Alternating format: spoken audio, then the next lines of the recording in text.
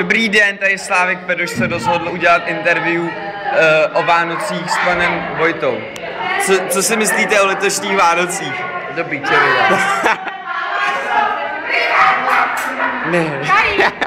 Se mnou udělat interview, ty debile. Dobře. Vypadni. No, to chci. Už máte nakoupené všechny dárky? Ne, já si nekupuju.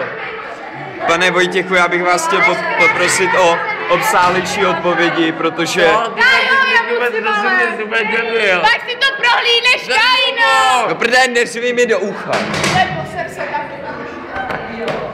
Jsou Vánoce. Já vím. A ona je hnusná jako osna prd. Nechta. Tak. Co si myslíte vy o Vánocích?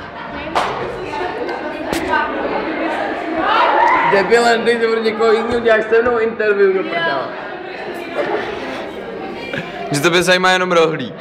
No. Včera jsem pokouzil Komu? otca z tomu rohlíku. Děláš se mnou interview do prdele, jak se tady nebav s někým jiným. On se mě na něco ptají, ty debile. Ale tak to se potom vystříde. Tak. No nepsáte z biologie, napíši si o 5. 1.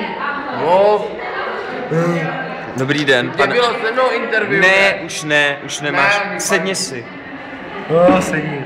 Co si myslíte o Vánocích? Kurva, spadla mi taška, no. Co? Já nevím, ty vole. Jsem máma.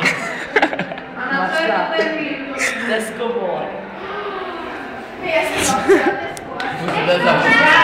A teď následuje krátká televizní reklama s Radkou v přímém přenosu. Testu, kurva, ne Tesco, ty vole. Jaký Tesco, ty vole. Chcete ty postavit Tesco další nebo co, ty vole. A dobrý. Čau. O, Tesco volá, kupte si rybu, ba. Proč to nazala?